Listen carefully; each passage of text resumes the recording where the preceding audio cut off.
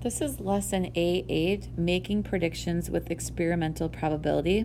The essential question is, how do you make predictions using experimental probability? Explore activity 1. It says, finding experimental probability. You can toss a paper cup to demonstrate experimental probability. A. Consider tossing a paper cup. Fill in the outcome column of the table with the 3 different ways the cup could land. B. Toss a paper cup 25 times. Record your observations in the table. All right, so you're going to do this. Your outcomes are it could land on its top, it could land on its bottom, or it could land on the side. So you're going to pause this video and I will give you a cup and you can toss it 25 times to see where it lands and record it with tallies in the table. Now you're going to record your results. So do the outcomes appear to be equally likely? So if you look at your table, were all of the 3 ways it could land about the same? Or it says 2, describe the 3 outcomes using words likely and unlikely. So was it more likely to land on one of the sides than the other? 3, use the number of times each event occurred to approximate the number of each event. So they call it open end up. Okay, so that would be like the top. Open end down, that would be like the bottom, and then on its side.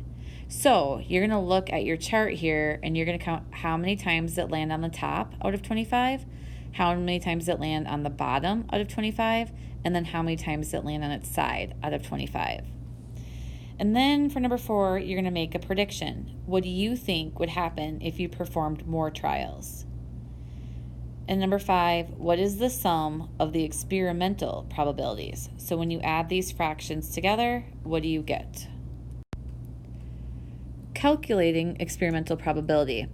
You can use experimental probability to approximate the probability of an event.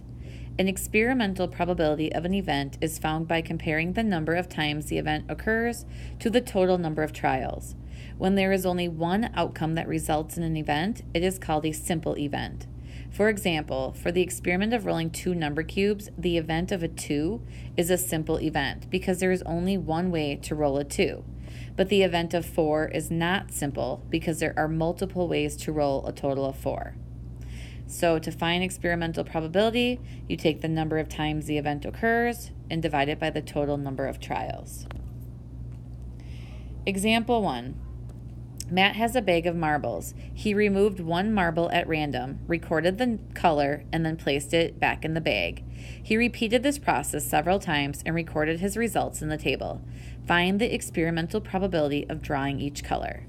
So we can see here he pulled out a red 16 times, a black 10 times, a green 11 times, and a yellow 13 times. So the frequency would just be adding up the number of tallies. All right, so step 1 says identify the number of trials. So we can add the frequency and we can see that Matt drew 50 marbles total out of the bag. Step 2, complete the table of experimental probabilities. Write each answer as a fraction in simplest form or as a decimal. And we can see that has already been done here. So in order to do that, they took 16 red out of the 50 trials, 10 out of the 50, 11 out of the 50 for green, and 13 out of the 50 for yellow. And if they could simplify it, they did. And then they divided the top divided by the bottom of the fraction to get the decimal. And when we look at the decimals, then it's easy to see which one was most likely to occur, which was the red. The rest of them, black, green, and yellow, were very, very close in their probabilities. So to reflect for number 6, it says, how could you find the experimental probability of the event that Matt does not draw a red marble? Okay, so in order to do that, you would have to add the black, the green, and the yellow frequencies. Or you could just subtract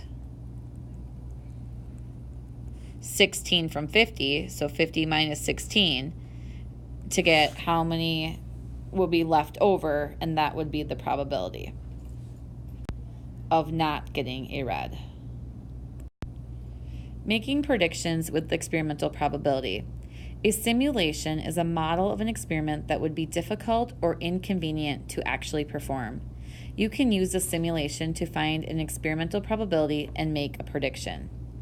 Example 2. A baseball team has a batting average of 0.250 so far this season.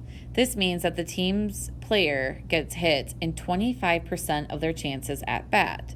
And we can see that here. If we take the decimal and multiply by 100 or move it 2 to the right, we get 25.0 or 25%.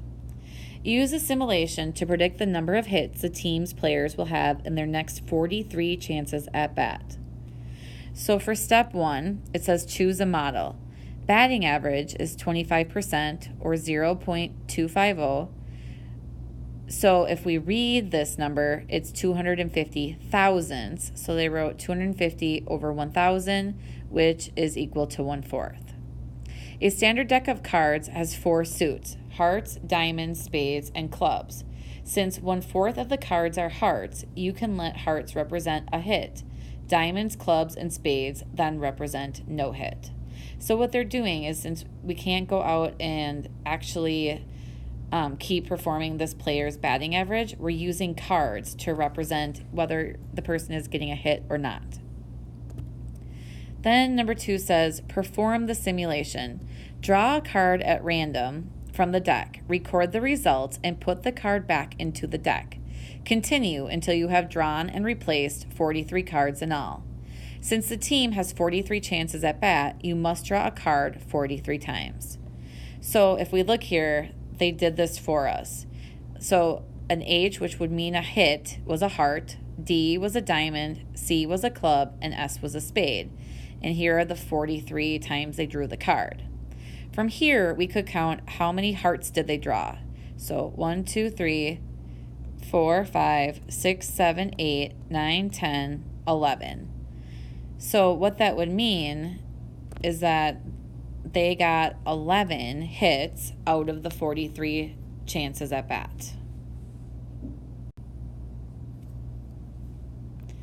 Explore activity number 2, comparing theoretical and experimental probability. You may wonder how theoretical and experimental probabilities compare. 6 students are performing in talent contest. You roll a number cube to determine the order of the performances. So you roll the number cube once. Complete the table of theoretical probabilities for the different outcomes.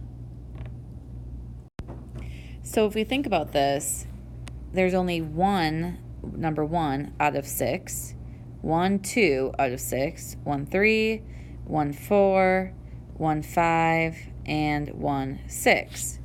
So out of 6 rolls, we would expect each one of these numbers to happen 1 time. Right here it says, predict the number of times each number will be rolled out of 24 total rolls. So if we're expecting it to happen 1 out of 6 times for each number, then if I roll it 24 times, to get from 6 to 24, I have to multiply by 4. So we would expect each of these numbers to be rolled exactly 4 times, because 4 multiplied by 6 would give us the 24. Now, you're going to pause the video here in a second, and you're going to actually get a number cube, and you're going to roll a number cube 24 times, and you're going to keep track for your experimental probability. How many times did you actually roll each of these numbers?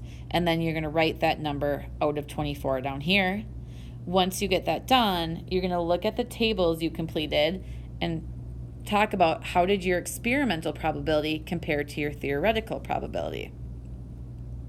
And then for number 5, or step 5, it says, by performing more trials, you tend to get experimental results that are closer to the theoretical probabilities. Combine your table from step 3 with those of your classmates to make one table for the class. How do the class experimental probabilities compare with the theoretical probabilities? So we will do this together. We are also going to do this reflection together and the practice.